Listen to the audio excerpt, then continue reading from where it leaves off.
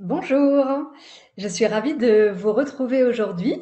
Moi, je suis Candice Vaujac et pour me présenter peut-être en une phrase, je dirige la société Reliance donc à Strasbourg et j'ai le plaisir en fait aujourd'hui de venir vous parler un petit peu d'attractivité, de voir comment est-ce qu'on peut donner envie d'avoir envie. Alors pourquoi est-ce que je viens vous parler de ça? Parce que nous, donc on est un cabinet de conseil et organisme de formation sur l'épanouissement au travail. Donc en gros, accompagner en fait les collectifs de travail à travailler efficacement ensemble, mais sans s'entretuer et voilà dans la meilleure harmonie possible.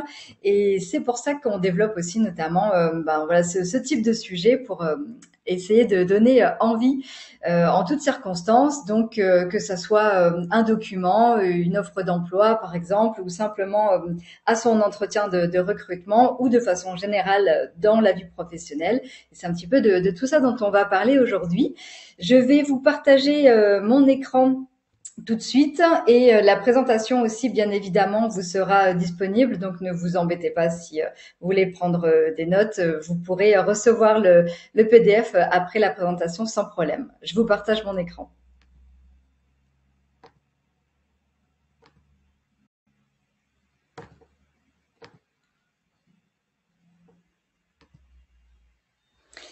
Voilà, je pense que c'est bon et que vous voyez bien l'écran.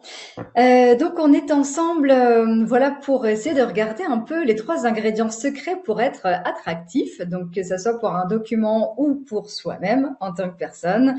Voilà, l'idée c'est de voir un peu qu'est-ce qui peut exister autour de ça. Alors au fur et à mesure, si vous avez des questions, des remarques, sentez-vous vraiment libre de me les poser au fur et à mesure en fonction de ce qui vous vient et puis on y répondra. Et sinon, on est ensemble pour la prochaine heure. Alors déjà en préambule, c'est vrai que ce que je voulais vous dire, c'est que l'envie est vraiment notre principal moteur de motivation. Enfin, en tout cas pour les êtres humains de façon générale. Seulement voilà, c'est pas toujours évident de vraiment savoir ce qui nous donne l'envie d'avoir envie, comme dirait notre Johnny National.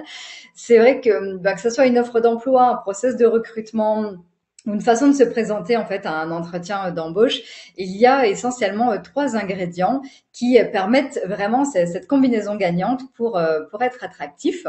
Et c'est l'objectif en fait aujourd'hui, c'est vraiment de voir qu'est-ce qui nuit concrètement à l'attractivité et quelles sont les clés pour assurer une attractivité digne de ses attentes. Parce qu'évidemment, l'idée c'est de faire quelque chose qui nous nourrisse le plus possible et puis qui nous serve surtout. Alors, la première question, je crois, qui est intéressante de se poser, c'est de se dire, dans son quotidien, est-ce que à chaque fois que vous faites quelque chose ou que vous dites quelque chose, est-ce que vraiment ça donne envie? Ce que vous faites, ce que vous dites, la façon dont vous le faites, etc. Par exemple, en préparant mon intervention de ce matin, je me suis vraiment demandé, tiens, est-ce que vraiment le support va donner envie? Est-ce que ce que je vais dire va donner envie? Alors j'espère que ce sera le cas, sinon vous me le direz à la fin. Mais voilà, la vraie question c'est ça, c'est de se demander est-ce que ce que je suis en train de faire va donner envie?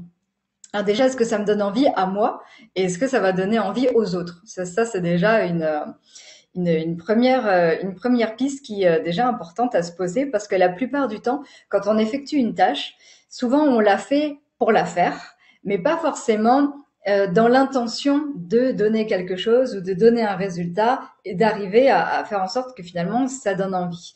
Je dis ça surtout quand voilà on va rédiger un document, quand on va rédiger une offre d'emploi par exemple ou autre, ou même son CV, on va le faire parce qu'il faut le faire, mais pas forcément en fait vraiment en imaginant ce que la personne en face va penser, va se dire ou va imaginer en regardant ce qu'on a fait au départ. Et ça, c'est vraiment important, je pense, de se mettre à la place de la personne en face et de savoir ce qu'elle va penser, ce qu'elle va se dire et ce qu'elle va ressentir même en voyant notre présentation et enfin notre présentation nous-mêmes et aussi la présentation écrite par exemple. Donc cette première piste-là, c'est ce qui va nous guider en fait vraiment pendant aussi tout le long de cette intervention avant de passer vraiment plus concrètement à ce qui rend attractif. Alors, mais pour commencer, ça me paraissait important de revenir vraiment sur les moteurs de motivation. En fait, il y a trois types de motivation, hein, qui, assez simplement, la motivation externe, bah, c'est en général quand on est poussé par une force extérieure à nous. Donc, par exemple, sa hiérarchie, donc son N plus 1, par exemple, son manager, sa famille, ou une offre d'emploi qui nous attirait, par exemple. Donc ça, c'est vraiment une motivation qui vient de l'extérieur, qui va nous pousser à agir parce que il y a quelque chose qui nous y a motivé. Mais on a aussi quand même souvent une motivation intérieure, c'est-à-dire là où c'est plutôt une force qui va venir de nous-mêmes, donc sur notre pression intérieure qu'on se met souvent de nous-mêmes. Par exemple, la peur de manquer d'argent si on est au chômage, le fait de ne pas être à la hauteur lorsqu'on va passer un entretien ou lorsqu'on va faire telle tâche dans sa vie professionnelle, etc. L'idée, c'est vraiment en fait de regarder quelles sont les voix qu'on entend dans notre tête, qu'est-ce qu'on se dit à ce moment-là, et cette motivation interne. Alors, elle peut être très positive, hein, et nous donner un élan et nous pousser vraiment à faire quelque chose, mais elle peut aussi souvent être un petit peu comme un auto-saboteur. Et voilà, c'est pour ça que j'appelle ça quand même une motivation. Mais parfois, cette motivation peut être un peu handicapante. Mais en fait, la motivation qui est la plus nourrissante et celle qui nous pousse le plus en avant, c'est vraiment la motivation qu'on appelle identifiée, c'est-à-dire l'activité qui fait sens pour un individu. Par exemple, un poste qui me donne envie parce qu'il est aligné avec mes valeurs, avec ma zone de compétences, ou parce que c'est un sujet pour lequel je milite, parce que c'est quelque chose qui me passionne, parce que c'est voilà vraiment quelque chose qui me fait me sentir vivant, qui me fait me sentir important, intéressant, etc. Enfin, quels que soient un peu les qualificatifs. Mais en général, ce qui fait sens pour nous est vraiment ce qui va nous motiver le plus. Et ça, on le remarque partout, hein. L'idée, c'est vraiment, enfin, je pense que vous l'avez déjà vu précédemment aussi sur le sens au travail, mais de se dire simplement que quand on fait une tâche pour faire une tâche, alors qu'on ne comprend pas à quoi elle sert, enfin son utilité et pourquoi on nous la demande, parce que pour nous ça n'a aucun sens, c'est quand même plus compliqué en général de se plier en quatre pour la faire, même si on a le goût du travail bien fait. Bah, c'est pareil en fait, pour vraiment rendre attractif quelque chose, l'idée est aussi de le relier avec le sens que ça donne, sauf que ça, ce sera vraiment différent en fonction de chaque individu. Mais par contre, ce sera vraiment toujours important de sans doute de se poser la question, vraiment de savoir, ok, qu'est-ce qui fait sens pour moi et du coup, qu'est-ce qui pourrait faire sens aussi pour les autres. Et notamment dans un collectif de travail, c'est en général assez important. Alors concrètement, en fait, qu'est-ce qui ne fait pas sens pour l'individu? Alors, je vous ai remis en fait des 5 éléments qui sont pour moi en tout cas les plus importants sur ce qui ne fait pas sens pour un individu, mais il pourrait y avoir plein d'autres choses. Là, j'ai remis les grandes familles. Si vous avez envie de me dire d'autres choses qui ne font pas sens pour vous, avec plaisir. Mais en fait, pour moi, ce qui ne fait pas sens pour un individu et ce qu'on retrouve majoritairement, hein, voilà, de façon générale dans le milieu professionnel, mais d'ailleurs aussi dans la vie en général, c'est vraiment le manque de clarté, de précision et d'information. Ça, c'est la pire chose. En fait, on sous-estime souvent ce manque de clarté, de précision et d'information. Pourquoi, en fait, est-ce que ça ne fait pas sens et que ça n'est pas très attrayant en général quand on y est confronté? C'est parce que ça nous met vraiment en insécurité. Et ça, c'est le gros danger, le gros piège de tout ça. L'idée, en fait, c'est vraiment de se dire, si j'ai pas toutes les informations pour arriver à faire la tâche que je dois faire, pour répondre à mon offre d'emploi, pour ensuite me rendre à l'entretien d'embauche, par exemple, je vais avoir vraiment beaucoup de mal à y aller en fait enfin avec tout mon entrain, tout mon courage, etc. Parce qu'il y a déjà des choses qui vont commencer à grincer.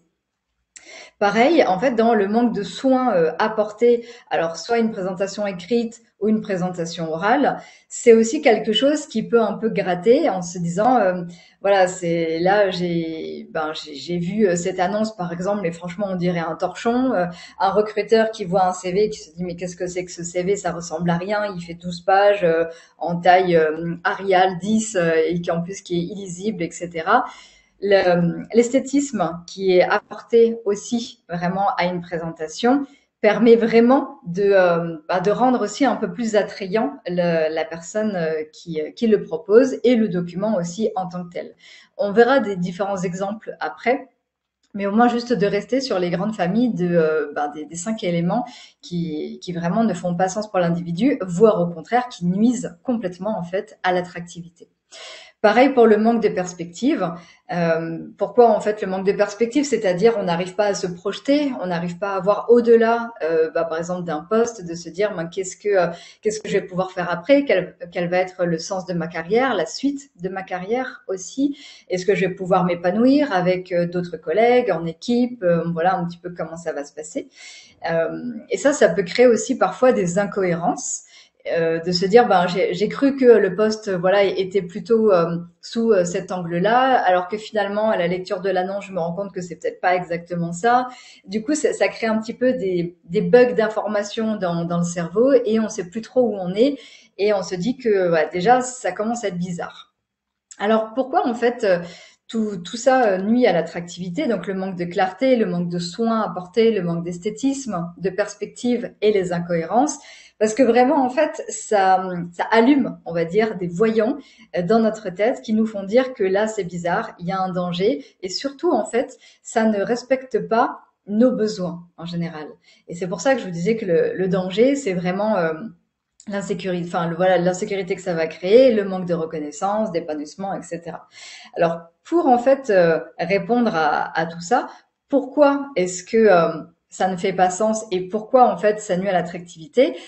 Basiquement, je suis revenue en fait sur la pyramide de Maslow que vous devez sûrement déjà connaître.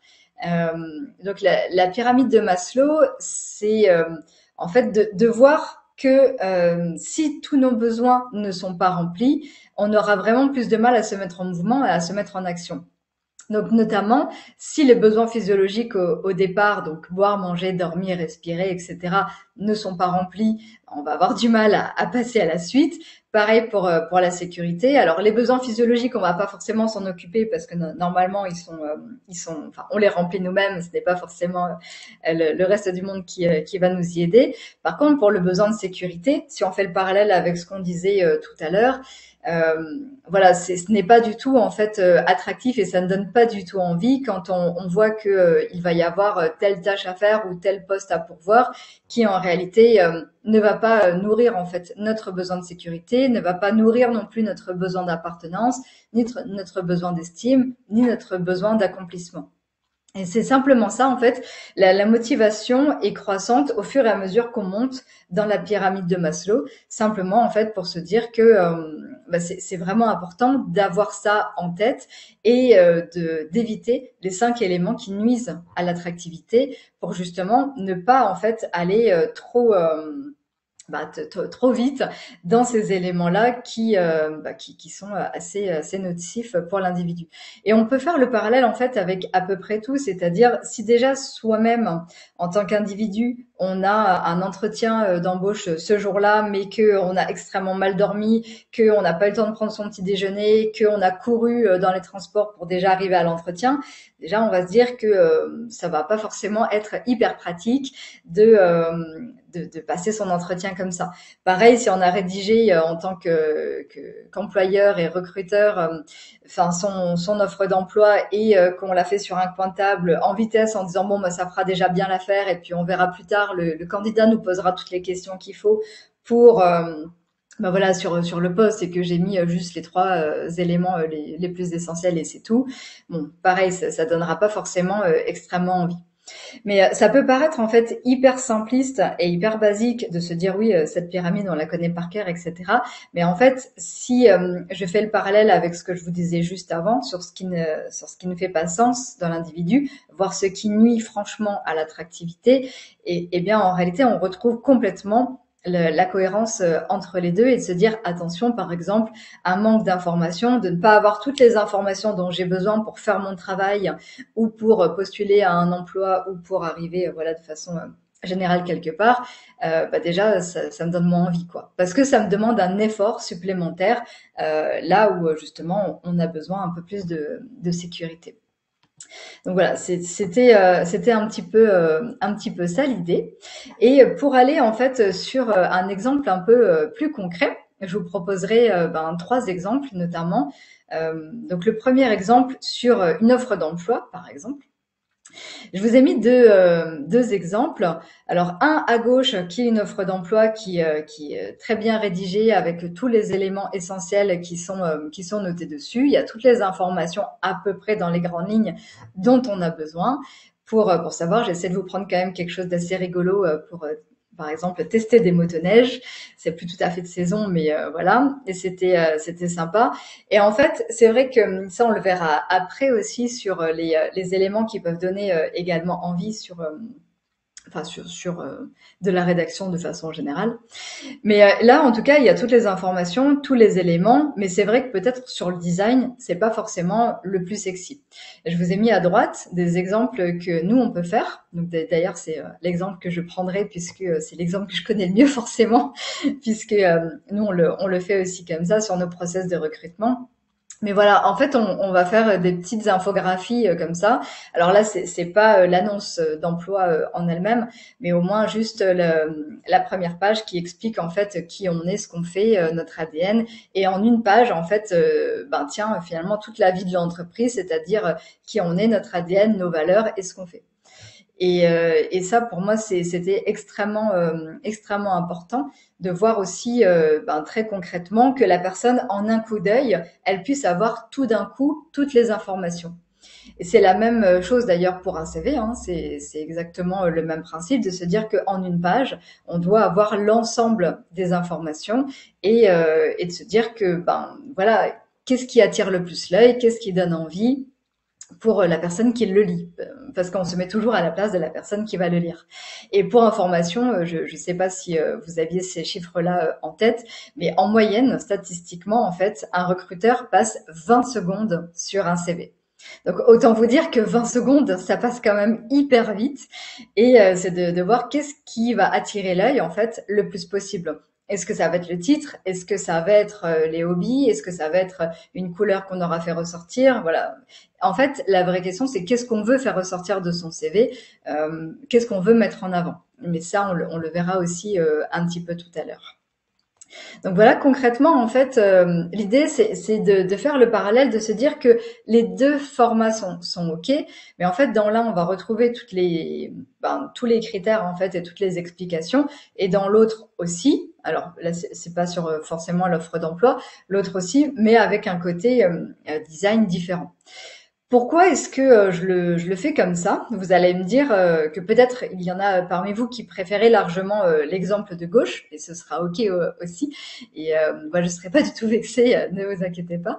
Mais pourquoi est-ce que je le fais comme ça? Parce que, pareil, statistiquement, en fait, 60% de la population européenne est davantage visuelle que auditive et voilà et que l'odorat, le goût, le toucher, etc. Alors pourquoi en fait on se dit que dans la communication de façon générale, quand on veut faire retenir un message, voilà, quand on veut faire passer un message et qu'on veut que l'autre en face le retienne, concrètement en fait on va essayer d'être le plus clair possible, d'être concis pour pouvoir être entendu et que son message passe bien. Et c'est vrai que traditionnellement, on se dit que les personnes, voilà, sont plutôt auditives et donc ils vont juste écouter une présentation, par exemple, et ça va suffire. Or, on sait que juste écouter, ça ne suffit pas du tout, évidemment. Et c'est pour ça qu'en général, on y adjoint toujours une présentation visuelle. Donc, comme on le fait là, par exemple, je parle et en même temps, vous voyez des choses, même si tout n'est pas écrit sur le support. Et en fait, cette présentation visuelle permet vraiment de mieux ancrer le message parce que, en fait, encore une fois, 60% de la population est davantage visuelle, c'est-à-dire de mémoire visuelle, donc va plus facilement retenir quelque chose qu'elle aura vu, écrit quelque part, ou une image, que juste entendu. Et ça, c'est vraiment important, je pense, à retenir. C'est pour ça que c'est important de se poser la question de savoir qu'est-ce que je veux que les gens retiennent concrètement quand je parle ou quand je présente quelque chose. Et parce que c'est aussi une façon de se rendre attractif, de se dire concrètement, en fait, comment est-ce que je me mets en avant, comment est-ce que je me présente, ou comment est-ce que je donne envie avec le poste que j'ai à pourvoir, par exemple. Voilà, donc c'est la raison pour laquelle en fait c'est les deux formats ne sont pas en compétition, c'est pas soit le design soit le texte, les deux en fait peuvent être combinés de pair et en fait mieux ils sont combinés et plus en fait il y a une attractivité forte dans ce qu'on veut présenter. Voilà, c'était simplement là où je voulais en venir. Le deuxième exemple, c'était pour vous donner aussi, alors plutôt là le volet cette fois-ci employeur et recruteur et ça c'est des choses qui sont tout à fait voilà possibles à mettre en place et évidentes sur le process de recrutement. Alors j'en profite juste pour prendre avant de continuer sur le process de recrutement et d'entamer, je prends juste la première question. Donc Sandra qui nous dit que mon travail ne me convient plus aujourd'hui après 24 ans à ce poste car il n'y a plus de sens. Il m'a conduit à un burn-out et je me remets en question et souhaite changer, ce qui est le cas de beaucoup de personnes effectivement hein, depuis ces dernières années. Donc lors de mon premier entretien professionnel la semaine prochaine, est-il possible de parler du sens, de l'insécurité dans laquelle on se trouve aujourd'hui et nous fait nous remettre en question et peut-on parler de son mal-être? Alors effectivement, alors du coup peut-être là, on est dans un contexte de vie professionnelle déjà installé, déjà en place, et la question c'est de savoir si dans un entretien professionnel, il est possible de parler en fait du sens et de l'insécurité dans laquelle on se trouve. Oui, c'est même d'ailleurs exactement le sens de l'entretien professionnel en question. C'est tout à fait c'est tout à fait en fait pour ça qu'il est mis en place, enfin, entre autres choses hein, évidemment, aussi pour regarder un peu l'atteinte des objectifs et voir si le travail a été réalisé et comment, etc. Mais l'idée, c'est aussi de voir quels ont été les moyens pour réaliser son travail, et notamment s'il y a une insécurité dans laquelle on se trouve, c'est très important de le souligner parce que ça peut noter en fait qu'on n'a pas eu l'ensemble des moyens pour pouvoir en fait réaliser son travail. Et alors, en fait, la question est intéressante justement de savoir est-ce qu'on peut parler de mal-être parce que, enfin, en fait, par exemple, tout ce qui va peut-être aller sur le champ lexical des émotions un peu plus fortes ou un peu plus profondes dans la vie professionnelle, en tout cas, souvent, c'est pris soit comme de la victimisation, soit comme de la faiblesse, dans le fait de faire son caliméro. Alors, je le caricature beaucoup, mais c'est pour vous montrer un peu l'exemple. Et ça dépend vraiment de la hiérarchie en fait qu'on a en face, du manager qu'on a et de son curseur de bienveillance, on va dire ça comme ça, qui n'est pas forcément toujours à 10 sur 10 en fonction des managers.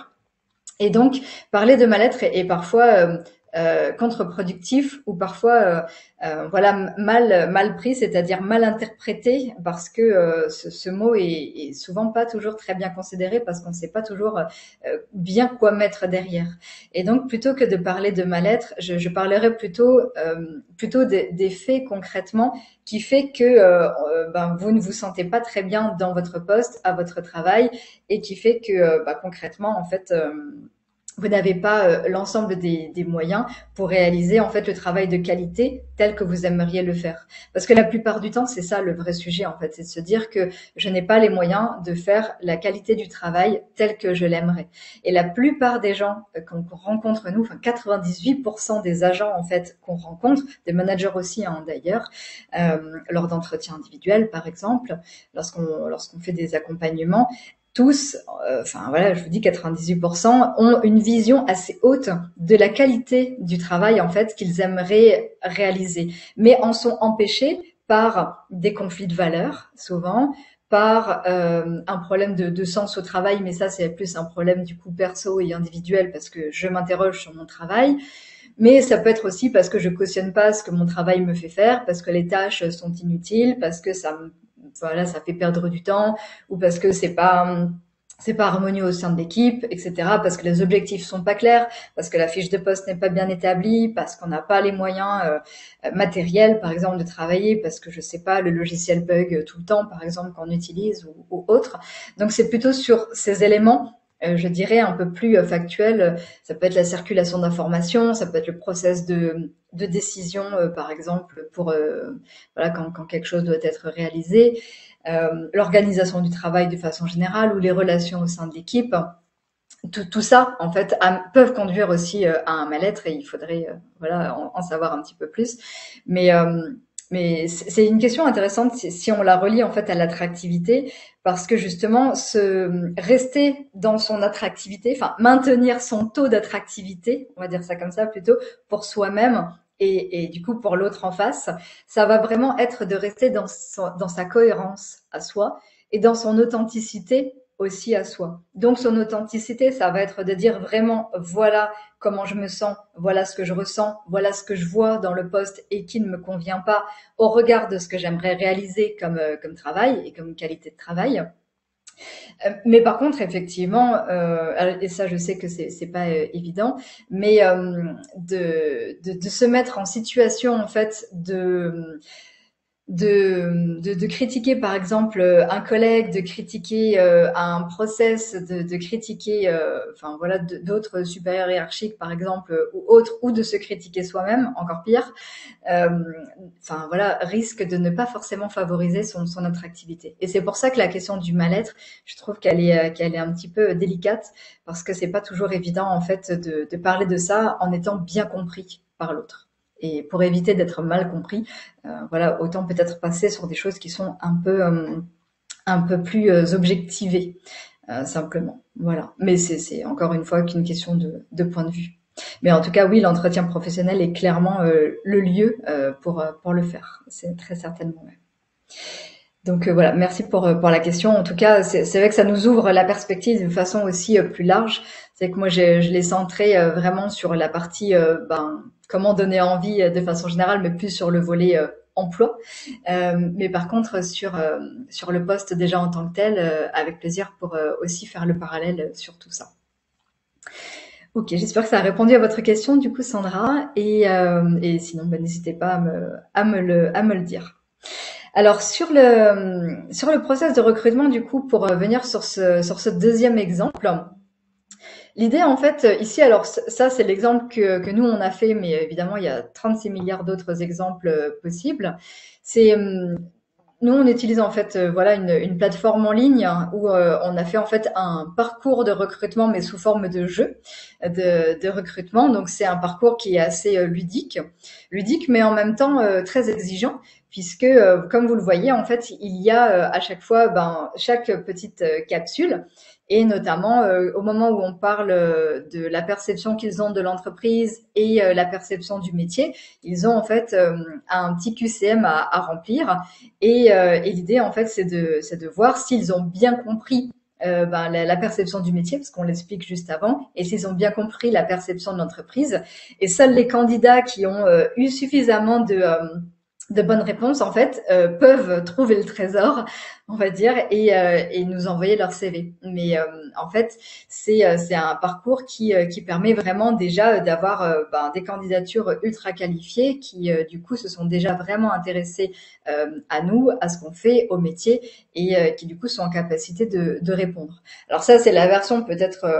on va dire ultime parce que nous on n'a pas forcément envie de perdre fin du temps sur des candidatures etc et on en a beaucoup aussi mais c'est simplement pour vous montrer en fait le fait de faire les choses aussi en séquence et de vraiment à chaque fois savoir là où on en est et de quoi il s'agit. Et que souvent, en fait, dans un parcours de recrutement, c'est parfois un peu brouillon parce que on n'a pas modélisé, en fait, vraiment l'ensemble du process du parcours de recrutement. C'est-à-dire que je vais écrire mon offre d'emploi parce que j'ai un emploi à pourvoir et ensuite, voilà, qu'est-ce que j'en fais? Est-ce que je le mets sur les réseaux sociaux? Est-ce que je le fais passer au service des ressources humaines? Alors très certainement oui, très certainement les deux. Mais comment est-ce que en fait je fais vivre finalement ce parcours de recrutement et cette offre d'emploi que j'ai lancé comme une bouteille à la mer? Et c'est ça l'idée en fait, c'est de se dire ben de modéliser son parcours, vraiment de le dessiner, de se dire, OK, étape 1, je rédige mon annonce. Étape 2, je la fais connaître, donc auprès peut-être de services des ressources humaines, sur les réseaux sociaux, sur la bourse à l'emploi, sur voilà X ou Y choses. Mais en tout cas, de multiplier les canaux pour vraiment faire connaître son annonce et son besoin, finalement, qu'on cherche quelqu'un. Et ensuite, quand le candidat commence à rentrer dans le parcours, quelles sont les étapes? Est-ce qu'il va répondre à une annonce et si oui, est-ce que c'est par une adresse email? Est-ce que c'est par un formulaire de contact? Est-ce que c'est par, comme dans notre cas, un petit jeu pédagogique sur un logiciel particulier? Voilà, quelles vont être ensuite les différentes étapes? Et c'est ça qui est extrêmement important. Parce que, encore une fois, l'idée, c'est de faciliter aussi la vie des gens lorsque on va leur proposer quelque chose. Et c'est pas en fait, c'est toujours dans le sens de est-ce que ce que je fais va être simple, facilement compréhensible et facile d'accès et d'utilisation pour que la personne se sente en fait en sécurité, en confiance et que du coup elle ait envie de venir. Parce que c'est clair que si mon parcours du recrutement c'est un parcours du combattant, on va pas s'en sortir et on risque pas d'attirer des candidatures par centaines en fait. Juste par dizaines, ce serait déjà pas mal. Mais voilà, c'est de revenir en fait sur la cohérence de ce dont on a parlé juste avant et de se dire que en fait ce qui attire et ce qui donne envie, c'est aussi et surtout la simplicité et la facilité avec laquelle on peut avoir accès aux choses. Et c'est pour ça que, par exemple, pour prendre un exemple qui est un peu caricatural, c'est pour ça qu'Amazon marche si bien, par exemple. Parce que vous cherchez un truc, vous tapez dans la barre de recherche étant assez bien faite, vous trouvez quand même 9,9 fois sur 10 ce que vous voulez. Il y a juste à cliquer sur mettre dans le panier ou acheter directement et hop, c'est fait. En 3 clics, c'est fait. Et ben, c'est exactement la même façon en fait, même si tout ne dépend certainement pas de vous en tant que chef de service, ou en tant qu'employeur, en tant que personne qui recruter quelqu'un, mais en tout cas, ce qui est en votre pouvoir doit être effectivement assez simplifié et assez facilité pour que en face les choses soient vraiment claires et comprises aussi par tout le monde. Et en fait, je me permettais d'aller sur ce sujet-là parce que c'est un des grands sujets de la marque employeur. Alors je sais que ce terme-là peut aussi un peu faire peur et un peu être galvaudé, mais c'est simplement en fait de se dire que la marque employeur, enfin, si le terme vous est inconnu encore, c'est en fait de se dire qu'on fait de son service ou de son institution, là en l'occurrence, une marque à part entière et donc avec les mêmes codes, comme si vous étiez voilà une grande et belle marque et que vous alliez donner envie en fait aux personnes de venir vous acheter. Alors pas acheter vos produits ou vos prestations, mais vous acheter en tant que service, c'est-à-dire avoir envie de postuler et d'avoir un poste en fait simplement chez vous. Et c'est ça en fait. Et aujourd'hui, c'est vrai que sur alors toutes générations confondues, mais majoritairement quand même les jeunes générations qui arrivent sur le marché du travail sont quand même aussi très sensibles à cette question en fait de marque employeur, de notoriété, d'image de marque et d'avoir vraiment une structure qui soit dynamique, qui donne envie et qui effectivement leur facilite la vie aussi lorsqu'elles ont envie de s'y intéresser. Et en fait, c'est simplement ça. Et ça marche d'ailleurs. Enfin là, j'axe beaucoup sur le côté emploi, mais ça marche aussi en fait vraiment quand on est déjà en poste, de se dire comment est-ce que je peux faciliter la vie de mon chef, de mes collègues, de mon équipe de façon générale, pour que les choses soient le plus fluides possible. Et vraiment faciliter la vie des autres participe beaucoup à l'attractivité aussi et encore une fois, en fait, c'est un cercle vertueux, c'est-à-dire que plus on se rend attractif, plus les personnes ont envie de venir nous aider et ont envie, en fait, d'être avec nous et du coup de faire quelque chose de cohérent, d'harmonieux, d'efficace. Et ça, c'est aussi ultra important. Alors, je vais juste reprendre. J'ai vu qu'il y avait deux questions, deux remarques. Vinciane qui nous dit, oui, c'est vrai, quand il y a une non-reconnaissance, on a l'impression d'avancer à contresens et de se prendre un mur. Ouais, c'est clair. Et ce serait intéressant d'ailleurs de voir ce que vous mettez dans non-reconnaissance, quel type d'exemple par exemple, y a-t-il derrière cette non-reconnaissance? Parce que en fait, la plupart du temps, dans le fait de ne pas s'être senti reconnu, on a l'impression en effet de se prendre un mur en face, mais parfois notre interlocuteur n'a pas forcément eu l'intention de ne pas nous reconnaître et de nous mettre ce mur-là en face, mais c'est simplement qu'il n'a pas forcément compris nos besoins, qu'il ne nous a pas forcément écoutés non plus ou entendu exactement dans ce qu'on voulait se dire, ou juste parce que là c'est un non parce qu'il y a un blocage. Mais en fait, enfin voilà, la plupart du temps, moi j'estime que quand il y a enfin un besoin non reconnu, c'est qu'il y a un besoin qui n'a pas non plus été exprimé et que là il y a encore vraiment quelque chose qui serait intéressant de réouvrir et et c'est, enfin, je trouve ça toujours intéressant pour soi-même de se dire qu'est-ce qui n'a pas été reconnu finalement chez moi et pourquoi je me suis pas ressentie reconnue. Est-ce que c'est mon besoin de d'épanouissement justement? Est-ce que c'est mon besoin de sécurité? Est-ce que c'est mon besoin d'appartenance? Est-ce que c'est mon besoin d'estime? Et c'est vrai que souvent dans le milieu professionnel, je trouve que le besoin d'estime, pour revenir sur la pyramide de Maslow dont on parlait juste avant, ce besoin d'estime, il est pas très très bien nourri. C'est clair que dans le monde du travail, c'est pas ce qu'il y a de plus simple, quoi. Et c'est dommage d'ailleurs, mais et enfin voilà, dans ce sens remarque, enfin critique positive ou constructive ou juste des compliments tout simplement sur un travail bien fait, c'est pas toujours ce qu'on retrouve le plus, quoi. Mais ouais. Ensuite, il y avait une deuxième question. Donc Ginette qui nous dit, il y a des personnes qui sont vraiment motivées pour travailler et qui sont assidues et efficaces une fois sur le terrain, mais malheureusement qui ne savent pas se vendre lors des entretiens et n'arrivent pas à passer cette étape. Voilà, je parle pour moi, que faire? Eh ben, on y vient, Ginette, justement. Et si vous voulez vraiment des choses encore plus précises sur ça, ça va être l'objet de cet après-midi à 14 heures, où on va parler exclusivement de ça, c'est-à-dire comment se mettre en avant. C'est ce qu'on appelle le personal branding. Alors, je suis désolée, il y a beaucoup de termes anglais. C'est juste qu'en France, on n'invente pas des théories, en fait, autant que les Américains. Le personal branding, en fait, c'est comment faire de soi sa marque personnelle et en fait très concrètement comment se mettre en avant de façon en fait la meilleure possible. Donc ça on en parle cet après-midi, mais on va déjà en parler juste après dans quelques minutes. Donc on va se le garder au chaud. Autre remarque donc de Dabia qui nous dit la non-reconnaissance peut être liée au manque de valorisation et ça peut être la surcharge de travail et un salaire inadéquat. Oui, clairement, effectivement. En fait, là, on va revenir sur les moteurs de motivation.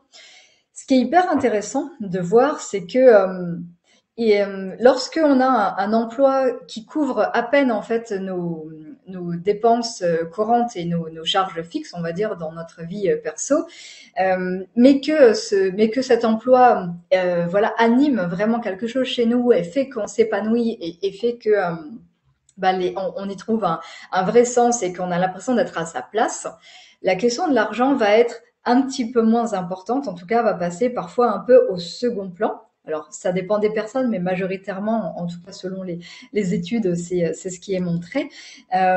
Mais en fait, la plupart du temps, c'est que les facteurs se combinent, c'est-à-dire que non seulement le salaire ne nous apparaît pas en adéquation parce que justement les tâches nous apparaissent trop importantes, d'où la surcharge de travail, ou trop complexes pour le salaire, et qu'en plus il n'y a pas la valorisation qui va avec.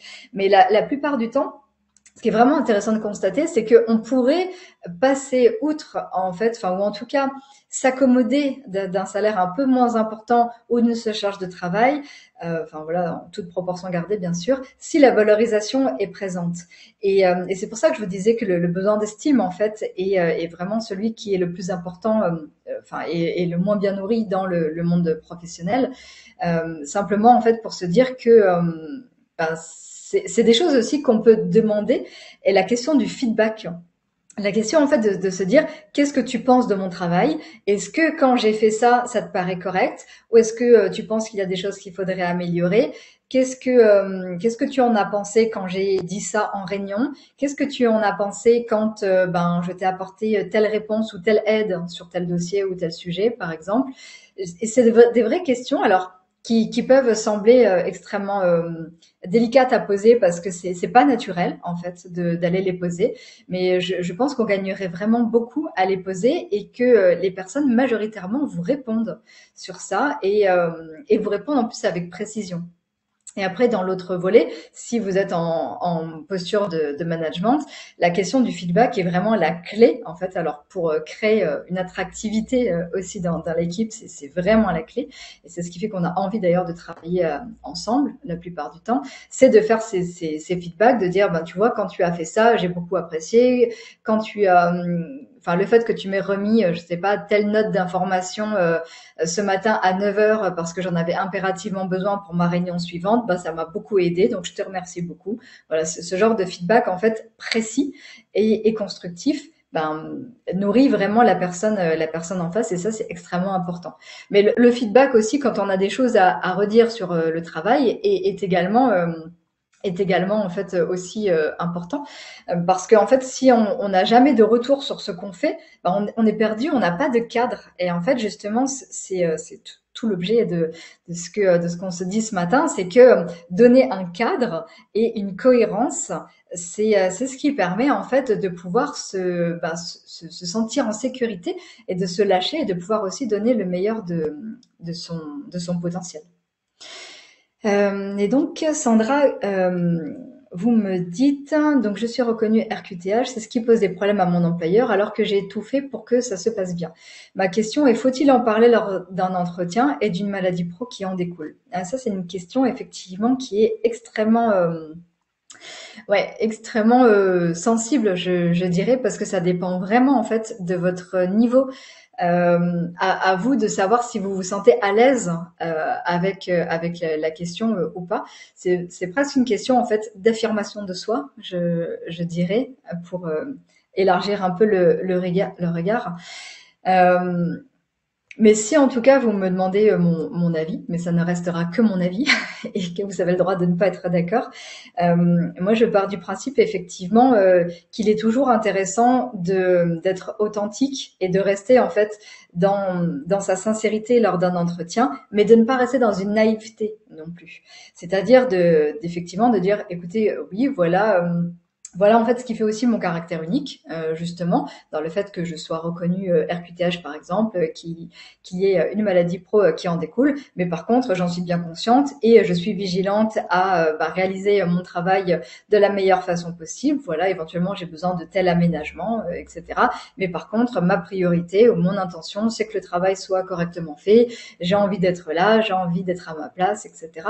Et c'est ça qui fera une collaboration durable en fait, c'est de se dire que bah oui je suis consciente que j'ai peut-être quelque chose qui est différent par rapport aux autres.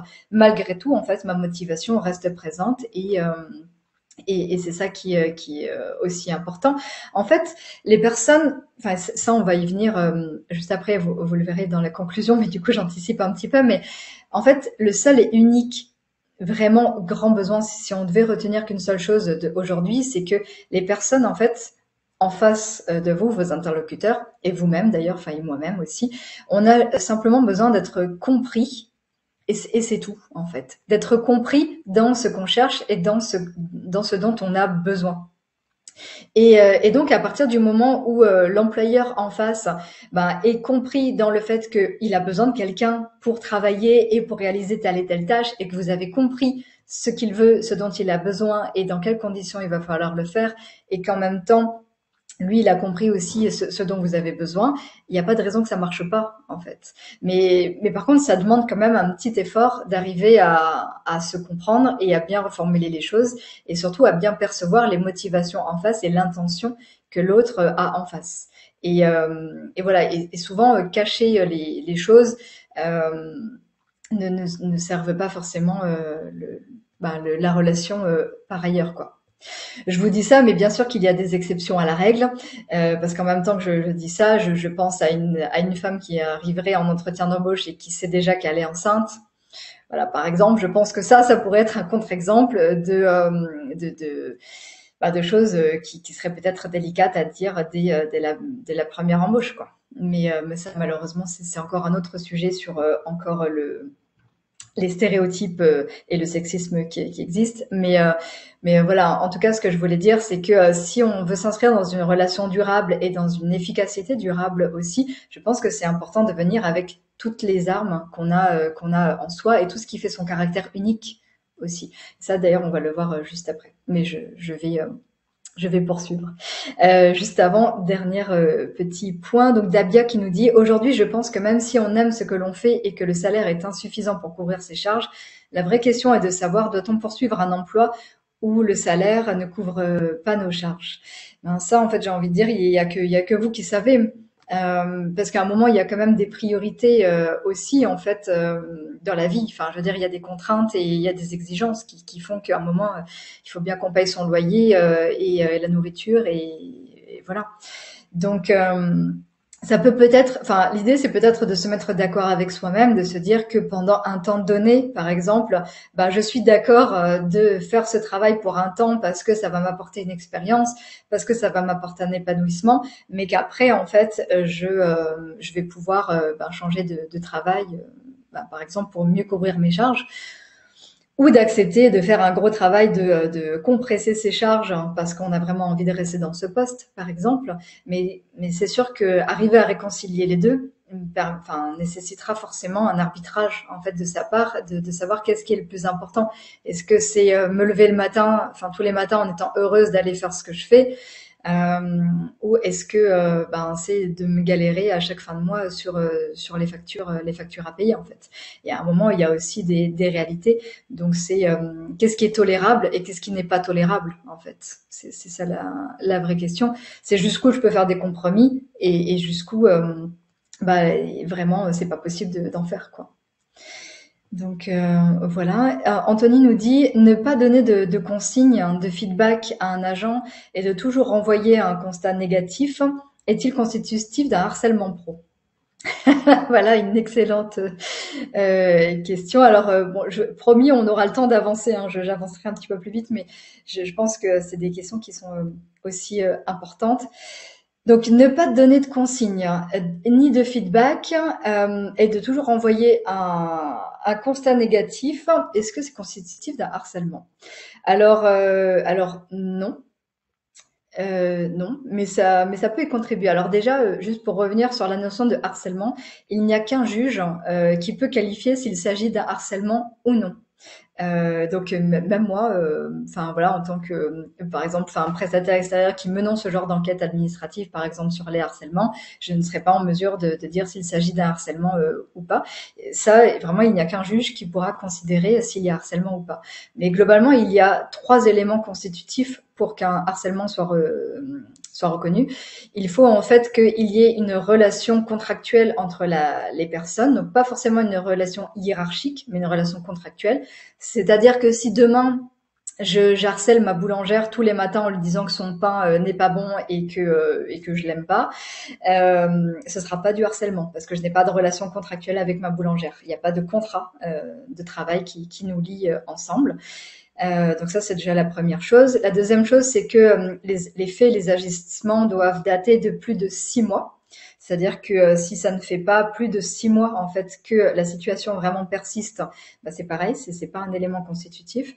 Et le troisième, c'est que les faits doivent être réalisés avec intention de nuire ou de nuire à la personne donc et de dégrader sa santé physique ou mentale. Et ça, c'est les 3 éléments constitutifs d'un harcèlement que qualifiera donc le juge, enfin qu'étudiera le juge. Mais en effet, ne pas donner de consignes écrites, ça peut être un élément qui nuit à la personne. Voilà. Mais par contre, de là à le qualifier de harcèlement, ce sera pas forcément le cas. Mais par contre, c'est un manquement managérial majeur, ça sans aucun doute. Et le fait de ne pas donner de feedback aussi. Bien que ça, c'est parfois plus compliqué, ça demande quand même aussi une bonne assise du manager de pouvoir le faire. Par contre, ne pas donner de consignes, c'est important et ça, on est quand même en droit de le demander.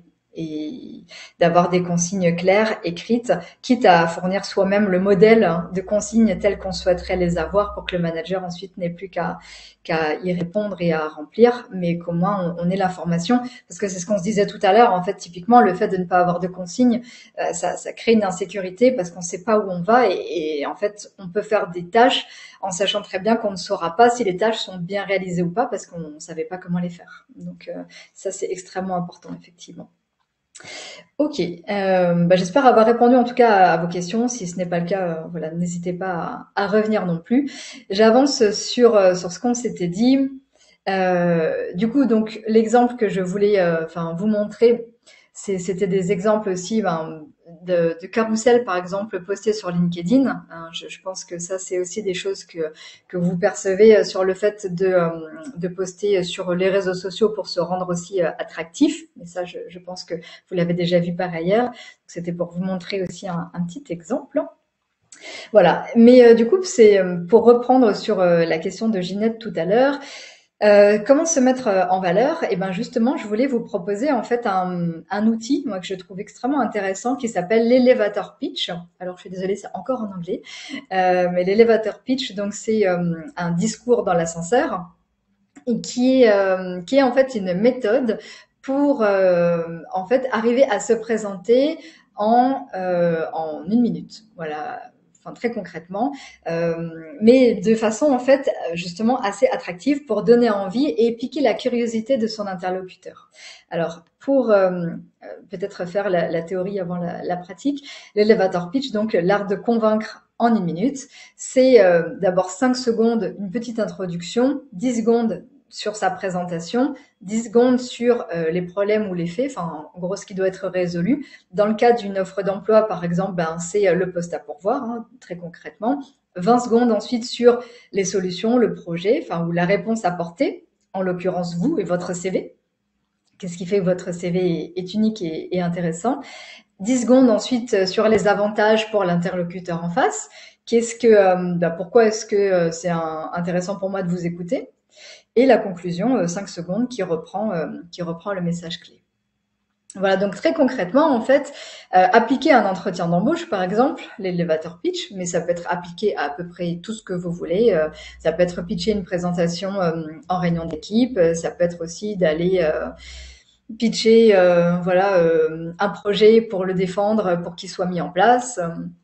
Ça peut être vraiment tout type de choses. Et donc, ça va être déjà de se présenter en présentant sa proposition de valeur, c'est-à-dire qu'est-ce qui fait que je suis moi, de stimuler l'intérêt, qu'est-ce qui fait que je suis unique, le démontrer aussi par un exemple concret, qu'est-ce que j'ai déjà précédemment réalisé, par exemple, et ce qu'ont aimé les autres dans mon précédente expérience, qu'est-ce qui fait que j'ai laissé un bon souvenir dans les équipes dans lesquelles je suis passée ou auprès des N+1 que j'ai croisés. Et la conclusion impactante avec la reprise du message clé. Alors, encore une fois, voilà, on en reparlera plus précisément encore cet après-midi. Mais globalement, en fait, c'est ça. Alors, on va pas forcément, en fait, aller sur l'exemple plus précisément, mais c'est de se dire que en quelques secondes, voilà, c'est-à-dire en une phrase à chaque fois, de façon très impactante, on arrive en fait à piquer la curiosité des personnes. Mais ça se prépare et il y a en fait une vraie méthode pour ça, donc que je vous présente là. Et c'est comme ça, en effet, qu'on peut arriver à faire une bonne impression et surtout à tenir en haleine en fait la personne qu'on a en face de nous. Mais ce qui permet aussi de tenir en haleine, c'est ce que j'ai essayé de faire pendant toute cette intervention, mais plus précisément sur ces slides-là, c'est d'être visuel, parce que comme je vous l'ai dit, 60% de la population est donc à mémoire visuelle. Donc écrivez court et vous serez lu, écrivez clairement et vous serez compris, mais écrivez imagé et vous resterez en mémoire. Ça, c'est Pulitzer qui le disait, que en fait les images les plus fortes sont les images visuelles. Par exemple, si je vous dis ne pensez pas à un chat, le premier truc que vous allez faire, c'est penser à un chat. Et ça, c'est vrai en fait tout au long de sa vie professionnelle. Et donc vraiment en fait les métaphores ou illustrer avec des images, etc., permettent vraiment de rendre plus attractif aussi ce qu'on est en train de dire ou de faire et de donner plus de poids à tout ça. Pareil, le fait que ça soit rythmé, c'est-à-dire qu'une tâche finit par occuper tout le temps qu'on lui laisse. Ça, c'est la fameuse loi de Parkinson. Et on le voit bien en réunion, hein, quand on finit par débattre des heures sur un truc, c'est parce que on avait 2 heures de réunion, du coup, on a débattu 2 heures sur un truc. Alors que si on cadre en fait de façon rythmée, la tâche ne prend que le temps qu'on lui laisse. Ça, c'est toujours aussi important de s'en rappeler.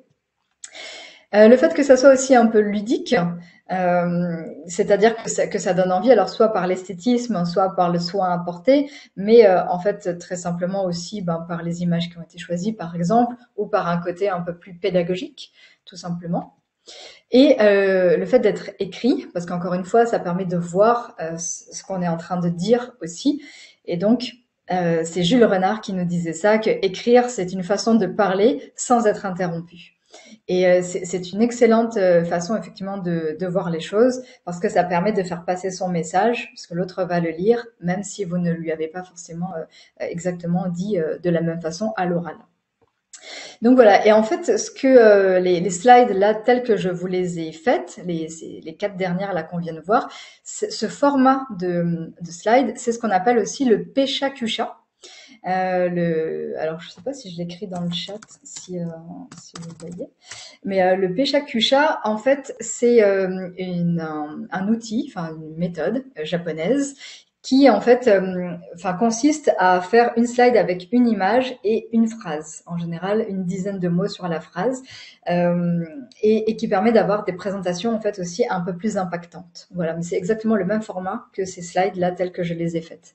Et ça c'est ce qui permet vraiment d'attirer grandement l'attention et de marquer aussi les esprits. Voilà, donc c'est aussi un autre outil si jamais ça vous intéresse. Alors nous arrivons maintenant au tant attendu 3 ingrédients, pas si secret que ça, parce que finalement on en a quand même déjà bien largement parlé pour terminer cette intervention. Donc le premier ingrédient, c'est la sécurité. Hein, on l'a bien expliqué. Donc faire attention aux incohérences, être exhaustif sur les informations clés, faciliter l'accès du candidat ou des collègues ou du chef ou de qui vous voulez, mais l'accès aux locaux, l'accès à une réunion, enfin d'avoir vraiment toutes les informations du lieu, de l'heure, etc. pour faciliter la vie et simplifier la vie des personnes. Faciliter l'accessibilité aussi des personnes, donc pas forcément avoir 36 clics pour arriver au lien, pas faire un parcours du combattant pour réaliser telle tâche, vraiment du simple, du facile, pour se mettre à la place de l'autre. Enfin bref, en fait, un peu tous les éléments qui permettent de sécuriser l'autre de la meilleure façon possible. Il y en a sûrement d'autres, mais voilà, c'est simplement ça. Deuxième ingrédient, c'est la reconnaissance. Donc, on en a largement parlé aussi. Donc, le soin apporté. Est-ce que ce que j'ai fait me donnerait envie de le faire ou envie de le lire? Et ça, c'est extrêmement important de se dire, OK, là, je viens de faire ça. Est-ce que moi, déjà, ça me donne envie? Ou est-ce que déjà, rien que moi, je me dis, ah non, c'est pas terrible et j'ai pas du tout envie de regarder ça. L'esthétisme, la qualité du rendu, comme on se l'est dit, est vraiment essentielle. Mais au-delà, en fait, dans la reconnaissance, c'est ce qu'on se disait tout à l'heure, c'est être considéré et être compris. Et si vraiment il y avait qu'une seule chose que vous devriez retenir, en fait, de ce qu'on s'est dit ce matin, c'est que l'autre, et nous, du coup, a vraiment besoin d'être considéré et d'être compris. À partir du moment, en fait, où ils se sont considérés, où ils se sont compris, il n'y a plus en fait de difficulté sur la façon en fait d'être en relation ou de travailler ensemble et du coup l'attractivité s'en trouve aussi décuplée par rapport à ça. Et c'est pareil en fait donc pour soi, si je me sens considérée, si je me sens compris, alors je vais être plus à même d'être en lien avec l'autre et de rentrer en relation, d'effectuer ma tâche, etc. quoi. Et ça c'est vraiment aussi extrêmement important. Et enfin, donc, le fait de faire rêver, c'est-à-dire de raconter une histoire, de donner par exemple le sens du poste, de l'offre, de son parcours, mais en tout cas de l'expliquer vraiment comme une histoire. Et c'est aussi le principe du storytelling, si vous connaissez, si ce terme-là vous parle, mais aussi ça vous parle moins peut-être que Père Castor vous parlerait plus, mais ça c'est vraiment une question de génération. C'était un dessin animé où Père Castor racontait des histoires à ses petits-enfants castors et Et en fait, de rien, il en faisait une histoire qui durait tout un épisode et il le racontait vraiment sous forme d'histoire. Là, il nous est arrivé ci, il y a eu un monstre qui est arrivé là, enfin voilà, etc. L'idée, c'est vraiment de faire rêver et de le raconter sous forme d'histoire parce que, comme on l'a dit, l'idée étant vraiment en fait toujours de rester en fait dans le fait d'accrocher la personne, de donner envie et l'image visuelle, comme on se l'est dit, la représentation visuelle, c'est ce qui permet aussi le mieux en fait d'accrocher et de piquer la curiosité de la personne en face. Voilà, on a une remarque donc de Ginette qui dit moi j'ai postulé pour les offres d'agents d'entretien dans des lycées et collèges. J'ai des expériences et une formation dans le domaine. Est-ce que l'âge aussi peut jouer dans ce cas? Ce n'est pas parce qu'on a plus de 50 ans qu'on ne serait pas performant. Ben non, mais exactement, mais pas du tout. L'âge en fait. Alors l'âge fait partie des stéréotypes qu'on a encore. Ça c'est clair. L'âge, le sexe, le genre, c'est encore des stéréotypes qui ont la peau dure, c'est clair. Mais justement, l'idée, en fait, quel que soit son âge, quel que soit qui on est, c'est si en fait on arrive suffisamment à sécuriser l'autre justement en expliquant bien son parcours, qu'on a apporté la preuve de son parcours dans ses expériences et qu'on a fait rêver entre guillemets, c'est-à-dire qu'on l'a fait en racontant une histoire, eh ben, il n'y a aucune raison en fait que l'âge soit un facteur déterminant et que ça soit une difficulté, bien au contraire. Et enfin, pour vous raconter une petite anecdote, mais je sais pas si on a vraiment le temps. Enfin, mais juste en 10 secondes. Une fois, en fait, nous, on a eu une personne qui a postulé, mais sur les CV, justement, dans un parcours de recrutement où il n'y a ni photo, ni âge, ni adresse, justement pour respecter la non-discrimination. Et donc là, la personne que j'ai reçue en entretien, je ne savais donc pas qui allait venir. Et quand j'ai ouvert la porte, en fait, c'est lui qui a vu mon âge à moi. Bon, c'était à l'époque et j'avais 30 ans. Et en fait, j'ai vu dans son regard qui s'est dit, parce que lui devait avoir ouais, enfin une cinquantaine d'années, et j'ai vu dans son regard qu'il se disait, c'est mort, elle m'embauchera jamais parce qu'on a 20 ans d'écart et voilà. Et pas du tout. On a fait un entretien qui s'est extrêmement bien passé. Et en plus, c'était une reconversion professionnelle puisque lui était mécanicien carrossier. Et en fait, il a tellement réussi à me vendre, en fait, entre guillemets, son parcours, qui il était, sa spécificité, le fait qu'il était unique dans ce qu'il faisait, quel que soit finalement son parcours et son métier, qu'à la fin, il m'a dit bon ben voilà, j'ai 50 ans, j'espère que ça vous dérange pas, etc. Je lui dis bah non, si ça vous dérange pas que moi j'en ai 30. Et voilà, et en fait on s'est super bien entendu et on a travaillé ensemble pendant des années. Et c'est pas du tout un souci en fait parce que justement, enfin c'est chez nous aussi que ça se passe. Parfois on se met aussi nos propres freins de se dire que l'âge va être un problème alors que pas du tout. En réalité, c'est vraiment son côté unique et qu'est-ce qui fait qu'on va arriver à donner envie aux autres, quoi. Voilà.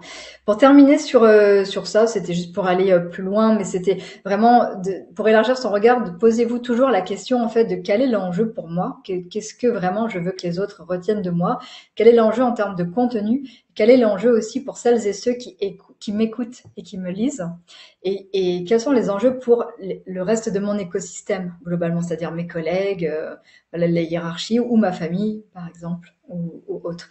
Mais toujours en fait de se poser les questions de façon plus large pour voir en fait comment est-ce qu'on peut améliorer son attractivité au mieux.